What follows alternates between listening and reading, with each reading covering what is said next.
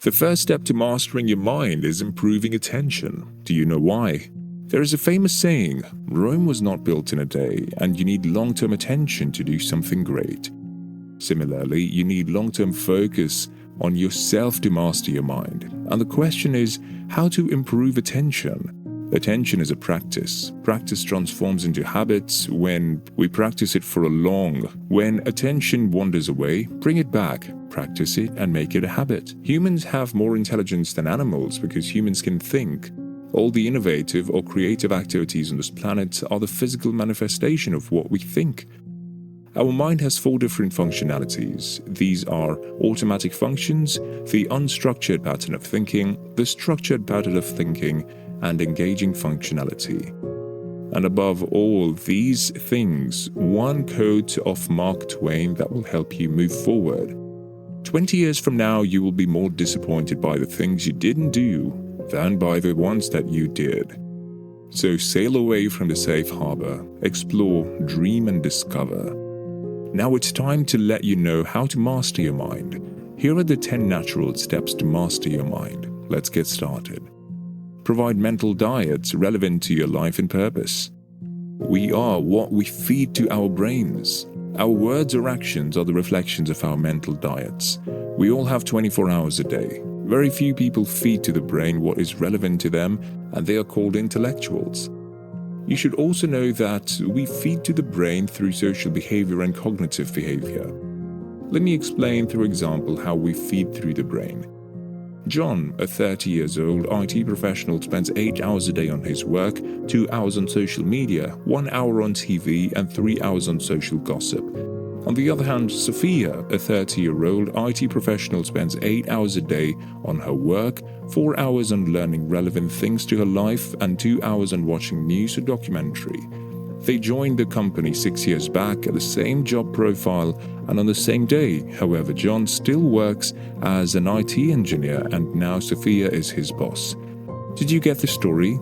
Understand it, realize it, and start analyzing your mental diet. Observe how you think. We can think in the form of images or sounds. We can't think in the form of taste, smell, or sensation.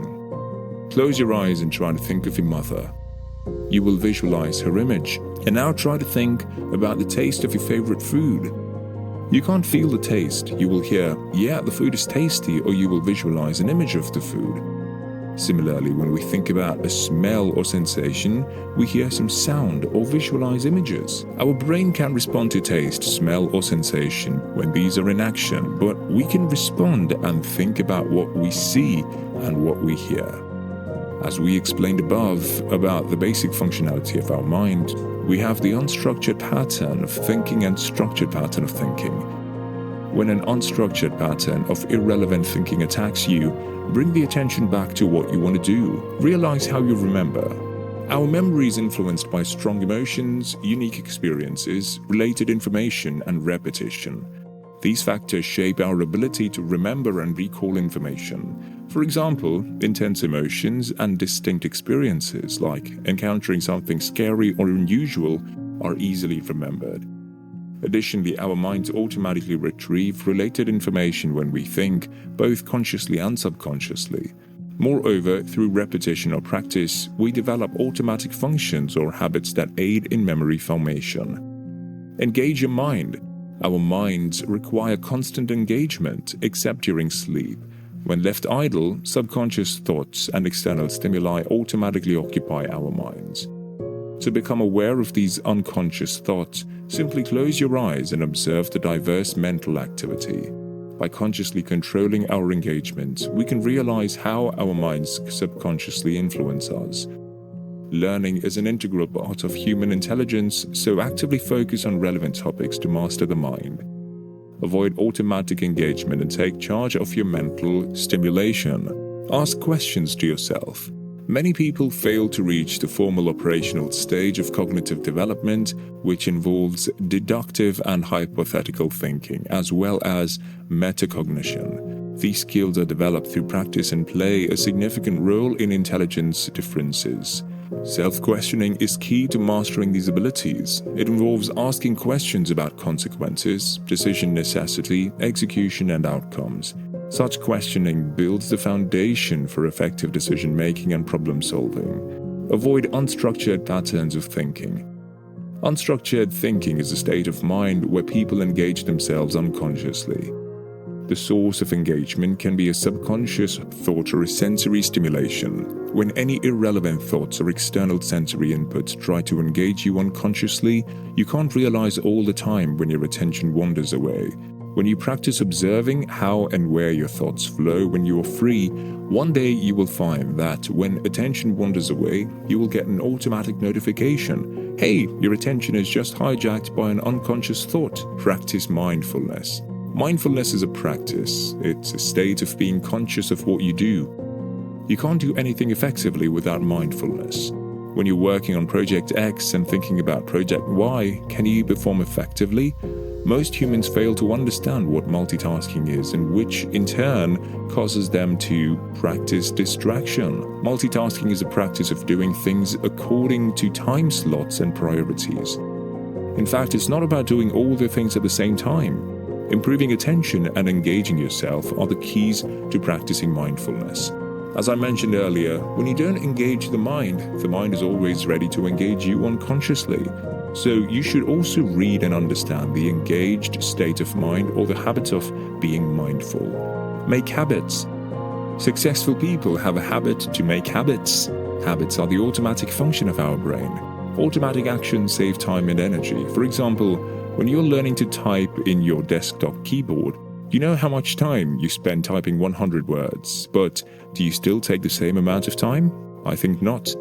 You have to make habits of improving attention, asking questions to yourself, and engaging yourself consciously to master your mind. Also, don't forget to make habits of skills relevant to you. Habits are the default software programs in our minds. In a study published in the European Journal of Social Psychology, Lally and her research team concluded that it takes 66 days on average to make habits. However, cognitive behavior, circumstances, and personality can make the required time longer or shorter. Vision is not enough. It must be combined with venture. It's not enough to stare up the steps. We must also step up the stairs. Václav Havel. Meditate daily. Meditation is not about physical exercise. It's a cognitive exercise to let you realize how your attention wanders away and how to control the mind. You can meditate anywhere, anytime. Just focus on the rhythm of your breath and observe the sensation of breathing for at least 3 minutes a day. And when you lose focus from the rhythm of your breath, bring it back. That's how you can improve attention. You can also try Headspace. This is one of the best apps for meditation. Invest in yourself.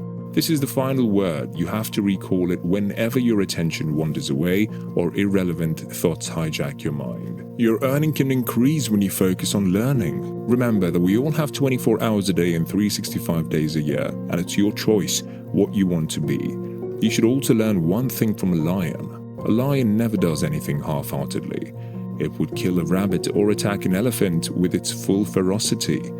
I would like to suggest you to read and understand the best life coaching book, the Bhagavad Gita. For most people, this book is a collection of hymns to remember and sing, and they think it's a religious book. Why?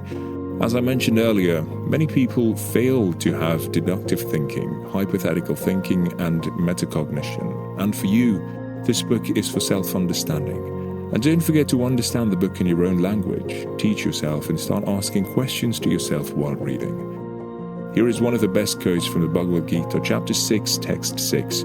For him who has conquered the mind is the best of friends. But for one who has failed to do so, his mind will remain the greatest enemy. Let us know in the comment section if your mind is your friend or enemy. And do like, share this video with your friends and family, and don't forget to subscribe to our channel for more content.